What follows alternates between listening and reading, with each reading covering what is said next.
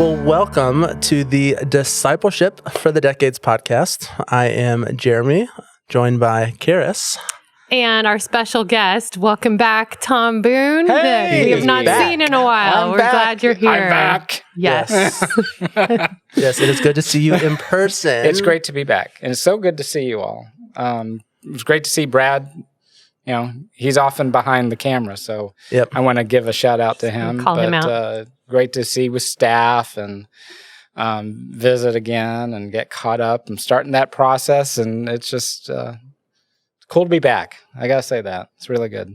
Well, Tom's going to speak a little bit about how things have been while you've been gone, but we have a little bit of a bone to pick with Tom, because I watched the live stream of the funeral, your dad's funeral, and not one place did it mention anybody named Tom. No, Tom Boone did not show up to that funeral. But there was mention of a Sam, which I also have a yearbook picture that we might have to bring into this podcast with Sam Boone. So really, this is the mystery. Check the comments. Check the comments. The comments, look for the yearbook picture. So, okay, explain to those of us who have never heard the name Sam. Tell us why. Jeremy, because nothing passes by. Nothing goes by. When the guy when the minister doing the funeral introduced Sam Boone, I was not expecting to see you walk across the stage to speak. You did a great job, but give us a little bit of context there. Well, I think Sam's a great name, and my grandfather is the one who gave me that name. So every man in my family, every male in my family, has been named Thomas Judge Boone.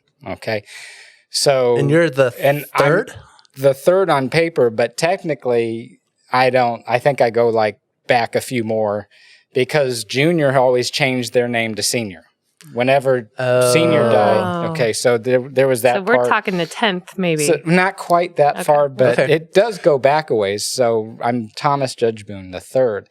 So I was supposed to be born July 4th. Okay. And my grandfather, who I was deeply affectionate for, the story goes, is that when they found out that July 4th was going to be a birthday, he said, we will call him Sam. Sam I am. Uncle Sam. Mm-hmm. Yep. Okay. And that just stuck. That just stuck as, the family nickname, even though I was always Tom. So how did I become Tom is more the question. How did I go from Sam to Tom? Yes. And my dad took me on a road trip to college. So we left California and went to Michigan. And on my nameplate at the dorm, it said Thomas Judge Boone. And I was like so pumped. I said, finally, I'm not going to be Sam, because I just had kind of this gripe against this name. Yeah. And I'm Tom. So I proudly told my dad, well, I'm Tom now.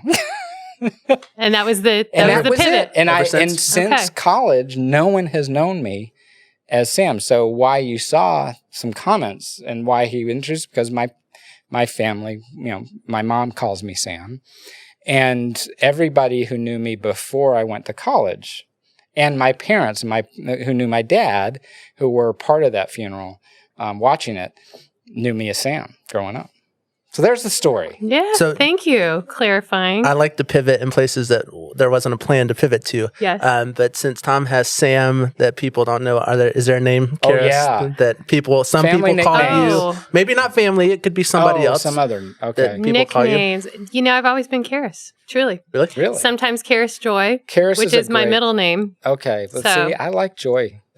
Yeah. I know you like Joy. You should like Joy. I like that name. Yeah. Well, so my mom called me Jer Bear. Jer Bear. Growing up, and my college friends found out, and that was my nickname in college was Jer Bear. Jer Bear. So I got a Facebook message recently, and it started out just Jer. They dropped the bear. They just called me Jer.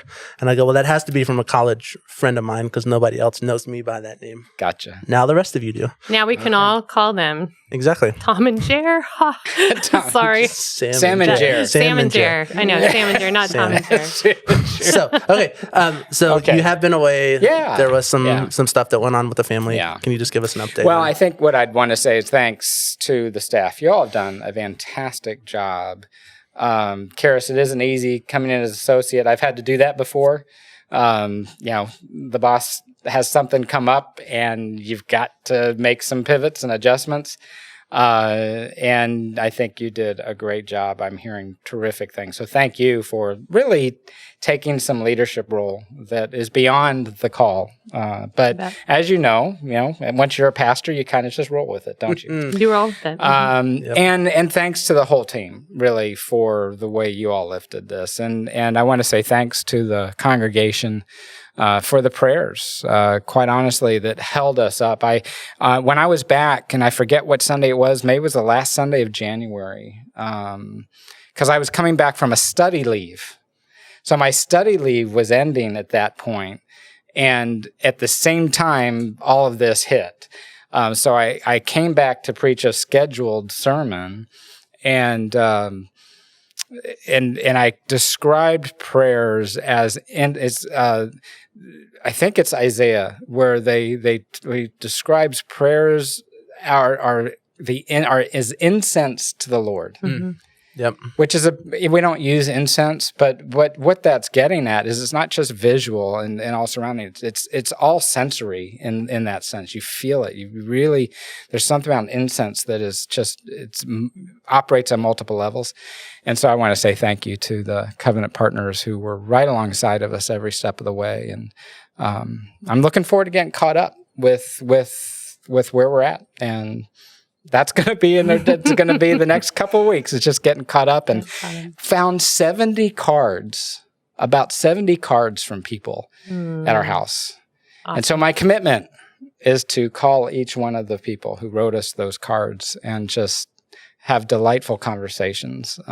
So thank you. He said it out loud. I did. If and you I'm wrote a card, you're getting a call. You're getting a call. Yep. And Tom, one of the things that we had talked about, this being discipleship for the decades, I know this is probably still very tender for you and all that the last month has been, but what has discipleship looked for, what does that look like for you as you've walked through a season that is unprecedented? Well, I think unprecedented, I would bounce back, I'd push back on that because I think everybody has to endure this. I mean, our parents are going to die. Sure. Okay, that's going to happen. Mm-hmm. Well, and can we just blatantly, for those who may not have followed, your dad did pass away. Yeah, he did. So let me finish the story then, I guess, to the context. As my study leave was wrapping up, my dad developed COVID. He contracted COVID, ended up with double pneumonia, went to the hospital, and then just went downhill real fast. Yeah. And that was a big surprise. So that really is what was the cause of me having to go away. But the extenuating circumstance was my mom and her needs, because she's barely able to see. She had pretty significant heart surgery right before Christmas, and she developed COVID from visiting my dad. Oh, wow. And so there was just a whole lot going on. And that's really why there was some radio silence, is that we had to focus on her. And so, I appreciate the question about discipleship, because for me, what guided me was not just honoring my mom and dad, right? That you don't just honor your parents. But in my head, I was really being guided by some of our discipleship questions. And this comes out of Bethel 200, which I found actually very helpful. So one of our questions, for example, is when have I been a God sighting to others? Not when have I seen or had a God sighting, but when have I been a God sighting? And I would say all month long, to be a God sighting, not just for my mom, but for her small group that was watching. To those who were looking in and saying, this is what it means to really honor our parents. We put it all to the side when they need it. That's what it means to be family. Yeah. We die. Tim Keller preached a sermon real recently. I think it was just a week ago or two. And he said really much what Alan Hirsch has said about discipleship. Disciples of Christ, in one word, it's called die. So I think of the moms out there who are dying to their own personal freedom, when they commit themselves to moms or dads, when they commit themselves to really raise up children, rear up children, and sacrifice career. That's discipleship in action. Or the spouse. I know we've got some spouses out there who the time has come in their lives when loving a spouse means loving them through Alzheimer's. And they have to put aside everything and die to all of that for the sake of their beloved. And that's what discipleship is about. It's not just about being a good person or honoring our parents. It's very specifically focused. Christ has called us to that, to be God sightings to those around us. And so that's a question. So that's how discipleship really kind of worked in my life there. I think, there's 6 of these questions, and we've got a card, so I'm going to use a cheat sheet. It'd be good to review those. Review questions. Where am I demonstrating the love of God? Great question. And it isn't about having the biblical answer. That's important. Okay. All right. I'm not saying that's not important. But it doesn't need to be rote. It shouldn't be rote. Your story, Karis, your story, Jeremy, is going to be different than mine about where am I demonstrating the love of God. Let me tell you the story. And it's not bragging. Yeah. Because who's really being elevated? Who's being glorified here? Jesus. Yeah, absolutely. We're telling Jesus' story, not our own. And so, who am I encouraging with my time, talents, and finances? Well, this month, I was encouraging my mom. Her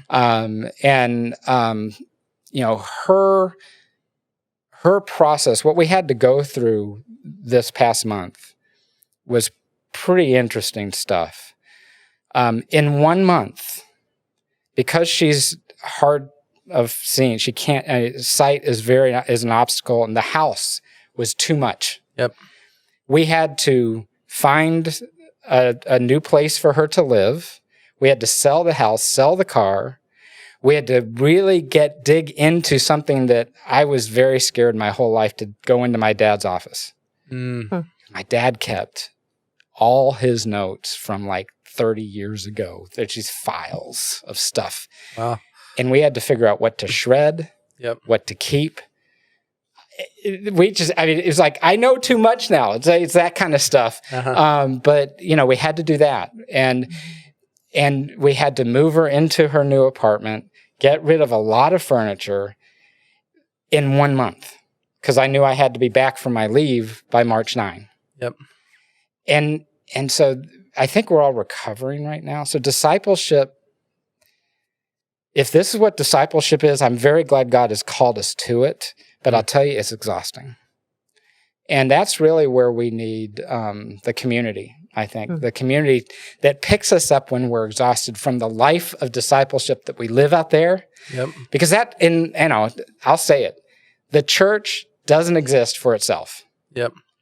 Where it happens is in community, where, Jeremy, you're sharing your discipleship stories, and they're tiring. They're hard. These are not easy questions. Another one, with whom am I sharing the gospel of Jesus Christ?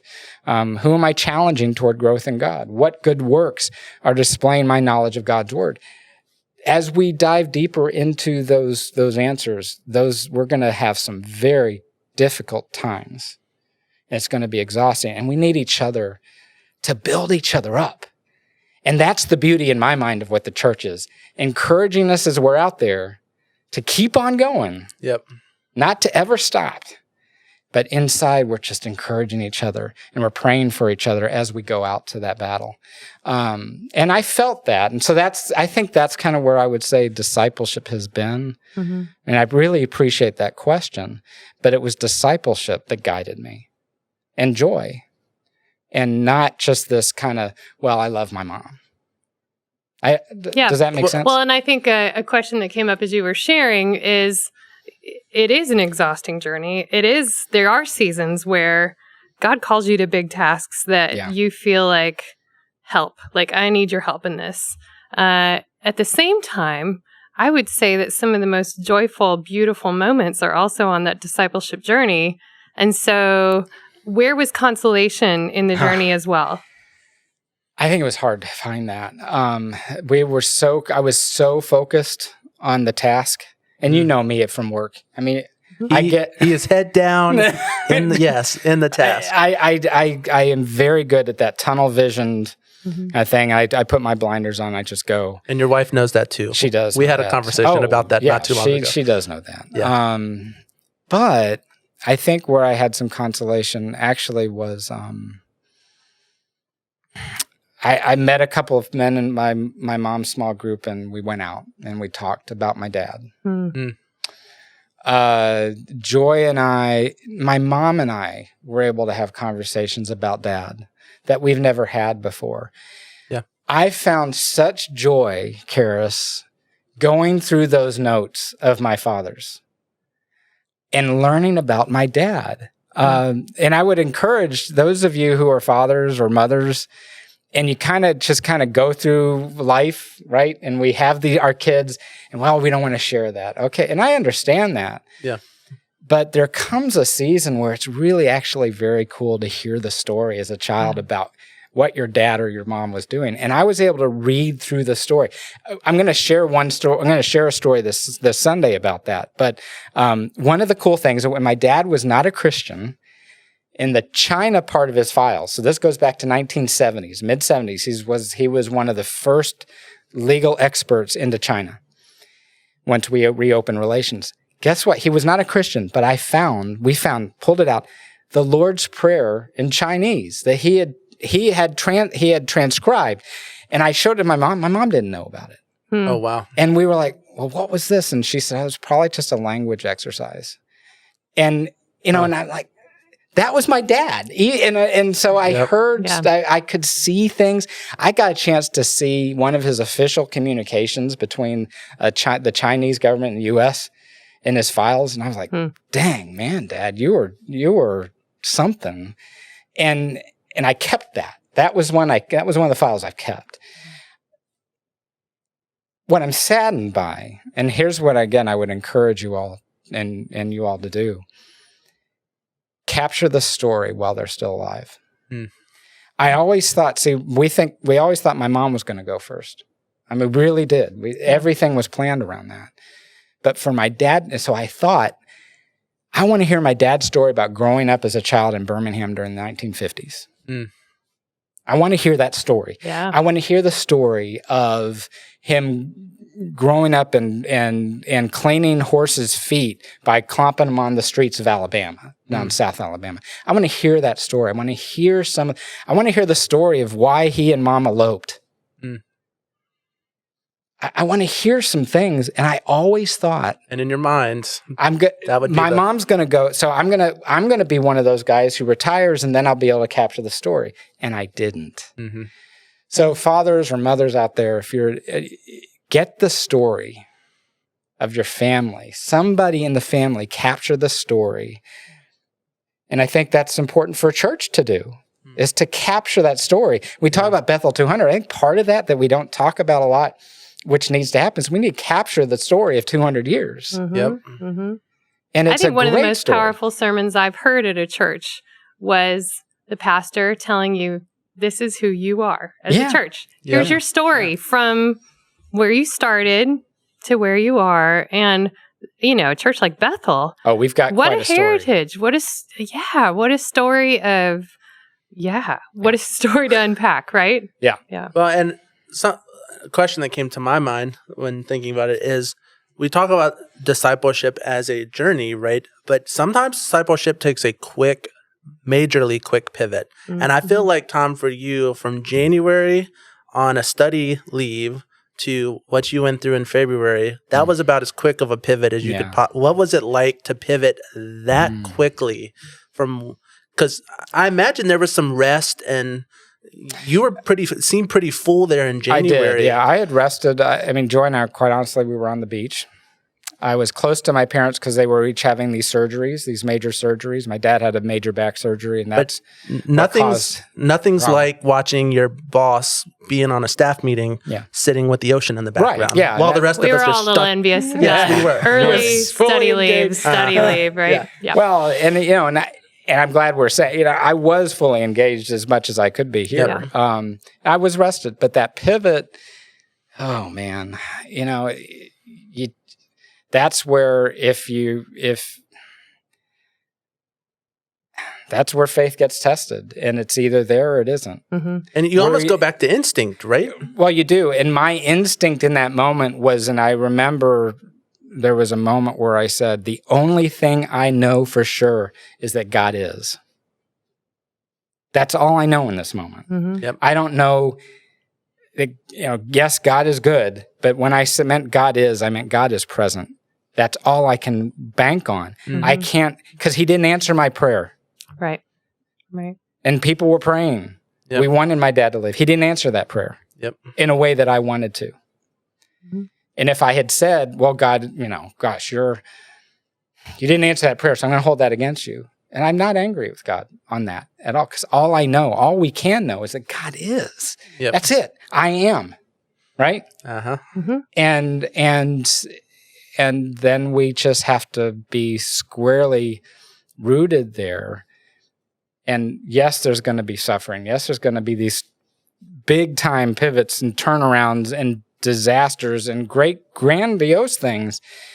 And we hope for those wonderful celebrations. But yeah, it's all about coming into that well-grounded in discipleship.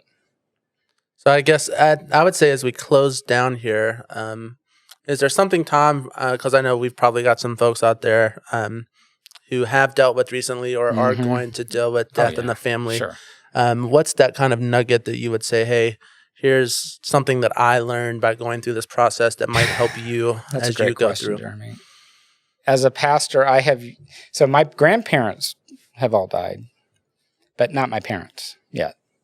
This was the first of the parents to go. And as a son, so I can imagine, I've heard, Karis, that when the mom goes for the daughter, they're not there. Yeah. And I would say now I'm able to understand some things that I didn't quite, I was empathetic, and I have that, but it was a practice kind of empathy.